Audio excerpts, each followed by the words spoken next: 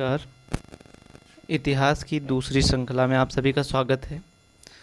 सबसे पहले इसमें महत्वपूर्ण जो शब्द हैं उनके अर्थ और समय, शासनकाल और उसके बाद महत्वपूर्ण जो 14 प्रश्न हैं उनके बारे में चर्चा करेंगे, जो कि एमसीक्यू के रूप में होंगे।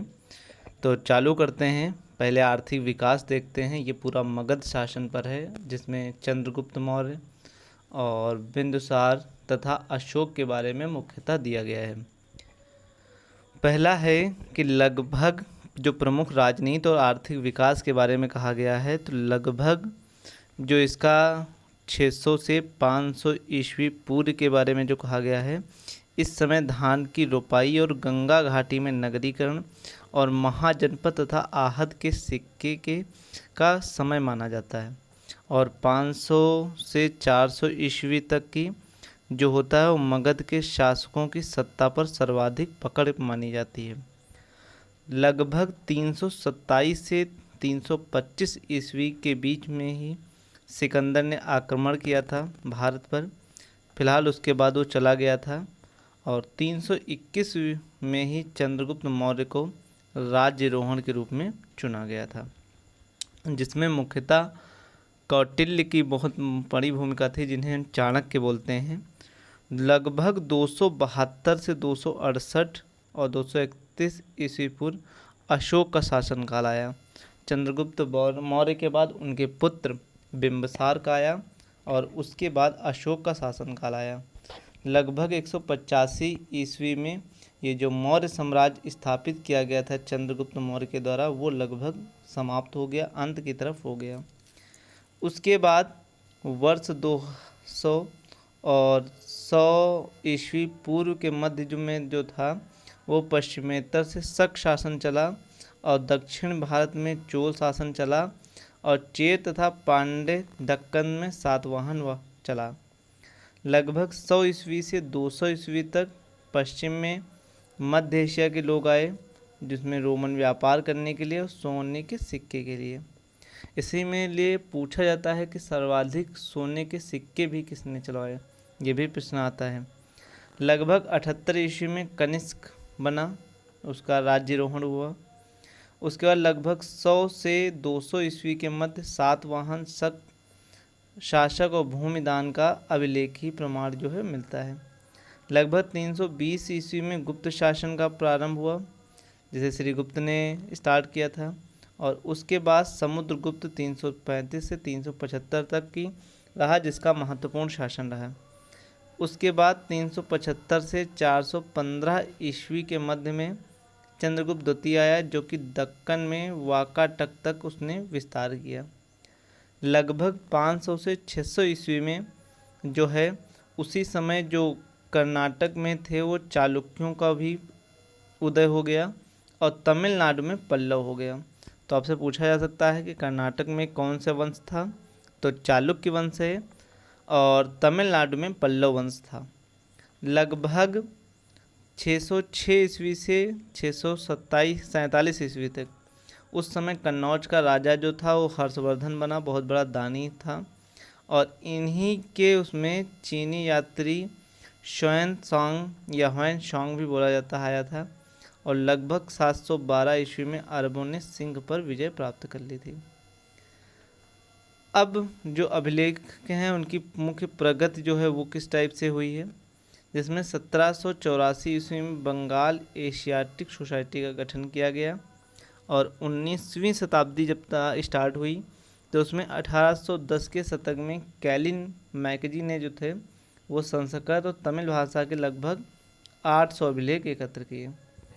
और 1838 में जेम्स प्रिंसेस तथा अशोक ने बाह्य अभिलेखों को भी अर्थ बताया।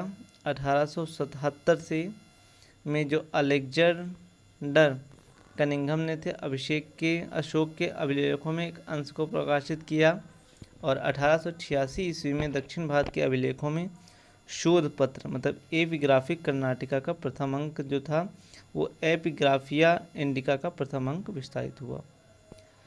20वीं शताब्दी में डी.वी. सावरकर ने इंडियन एपिग्राफी एवं इंडियन एपिग्राफिकल ग्लेसरी भी विकसित किया। अब आइए मुख्य कुछ शब्द हैं और उनके अर्थ क्या होते हैं। तो पहला आप देखेंगे जैसे अभिलेख क्या होते हैं। तो अभिलेख वो होते हैं जिनसे हमें कोई न कोई उपलब्धि के बारे में हमें मिलती है, और जो उपलब्धि थी वो किसी पर उकेरी जाती थी।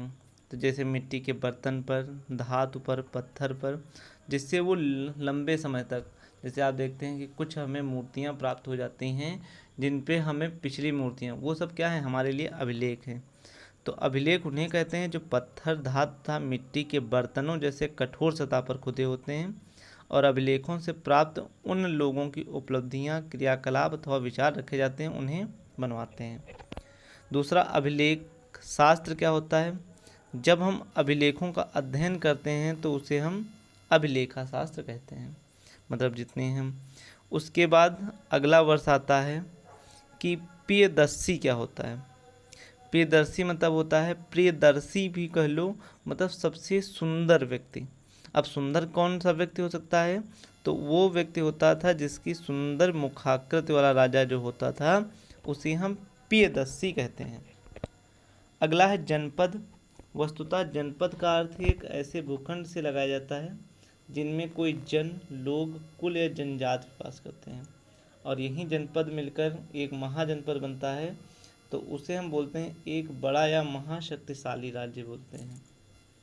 अगला है अलीकार्की अथवा समूहन जो था, उसमें जो है, उसमें सामान्यतः समूह उसे कहते हैं जहाँ सत्ता लोगों के एक छोटे समूह के हाथ में होती है। और धम्म क्या होता है। मौर्य सम्राट अशोक ने जनता के नैतिक नियमों का पालन करने के लिए जिन साधनों का प्रयोग किया, उन्हें हम धम्म कहते हैं। तो ये क्वेश्चन बहुत इंपॉर्टेंट है कि धम्म किसे कहते हैं। तो जो मौर्य के सम्राट थे, अशोक जो थे, उन्होंने क्या किया था, अपने धर्म को प्रचार प्रसार करने के लिए जो अपनाया, उसको हम धम्म कहते हैं। उसी प्रकार से विल्लाह शब्द का अर्थ क्या होता है, तो दक्षिण भारत में जो बड़े जमींदार थे उनको हम विल्लाह कहा जाता था। अल्लाह के बराबर दर्जा, मतलब वही जमींदार लोग थे और उन्हीं से ही लोगों को कर्ज के रूप में मिलता था। अगला है जैसे अग्रहार। अग्रहार क्या होता है, तो अग्रहार जो होता है वो मुख्यतः ये कहाँ प्रचलित है, तो पूछा जाए तो आपसे दक्षिण भारत में प्रचलित है। और इसमें होता ये है कि जो ब्राह्मणों को दान में कुछ भाग दे दिया जाता था जिनसे कर वसूला नहीं जाता था। जैसे जो कोई ब्राह्मणों ने अच्छा काम किया उसके लिए उनको दे दिया जाता था किसी कर्म कांड में भाग लेने के लिए, और उन पर जो कर था वो वसूला नहीं जाता था। अगला है पेरी प्लस क्या होता है, तो पेरी प्लस का अर्थ होता है कि समुद्री यात्रा में पर लगाया जाता है। अब ये होता क्या है, ये कर के रूप में होता था, ये इसीलिए ये यूनानी भाषा का शब्द है। अगला है एरिथ्रियन क्या होता है, तो यूनानी भाषा में लाल सागर को एरिथ्रियन कहा जाता है। और मुद्रा शास्त्र, जिसमें हम सिक्कों का या मुद्रा का अध्ययन करते हैं, उसे हम मुद्रा शास्त्र कहते हैं। अगला वर्ड आता है सामंत क्या होता है, तो जो भूस्वामी होते हैं उनको हम सामंत कहते हैं। अगला है प्रतिवेदक, एक मौर्यकालीन शब्द है और जिसको हम का अर्थ होता है संवाददाता बताया जाता है। अगला होता है कि मौर्य साम्राज्य में कौन सी लिपि प्रयोग की गई, तो ब्राह्मी और खरोष्ठी मुख्यतः प्रयोग की गई और प्राकृत भाषा का प्रयोग किया गया है। अर्थशास्त्र जो है वो किसकी प्रमुख रचना है, तो आप कह सकते हो चंद्रगुप्त मौर्य के महामंत्री चाणक्य, कौटिल्य या विष्णुगुप्त है। परंतु इसमें राजनीतिक शास्त्र या लोक प्रशासन के बारे में उल्लेख था, परंतु अर्थशास्त्र का उल्लेख नहीं है। अगला है गृहपति क्या होता है, तो ये भी एक वैदिक कालीन शब्द है और इसमें क्या होता है कि जो मुखिया होता था वो अपने घर में सभी महिलाओं, पुरुषों, नौकर तथा दासों पर जो नियंत्रण करता है उसे हम गृहपति कहते हैं। अगला गढ़ तथा गणराज्य क्या होता है, तो प्राचीन भारत में भारत की आरंभिक अवस्था का छोटा राज्य तो जो होता था उसे हम गढ़ कहते थे। अब आइए कुछ महत्वपूर्ण जो प्रश्न हैं MCQ के रूप में उनको चालू करते हैं, और उसके पहले हम आपसे कहते हैं कि आपको ये हमारा कंटेंट अच्छा लगता है तो आप इस चैनल को शेयर भी करिए और लाइक भी करिए और सब्सक्राइब भी करिए, जिससे हमें और भी प्रश्नों को आप समक्ष प्रस्तुत कर सकें। पहला प्रश्न है, निम्नलिखित में मौर्य साम्राज्य का सबसे महत्वपूर्ण जो राजनीतिक केंद्र कौन सा था? तो आपसे पूछा जाए तो मौर्य साम्राज्य का जो सबसे महत्वपूर्ण जो केंद्र था वो पाटलिपुत्र था। इंडिका किसकी रचना है? तो इंडिका जो है मेगस्थनीज है, जो कि चंद्रगुप्त के दरबार में आया था, तो इंडिका की रचना है। अगला है, प्रयाग प्रशस्ति की रचना किसकी है? तो प्रयाग प्रशस्ति जो है हरिसेन की रचना है। आपसे पूछा जाए तो प्रयाग प्रशस्ति किसकी रचना है? तो उसे आप हरिसेन कहेंगे। अगला है, ब्राह्मी तथा खरोष्ठी लिपि को ऐसा कौन सा व्यक्ति था जो पढ़ लेता था?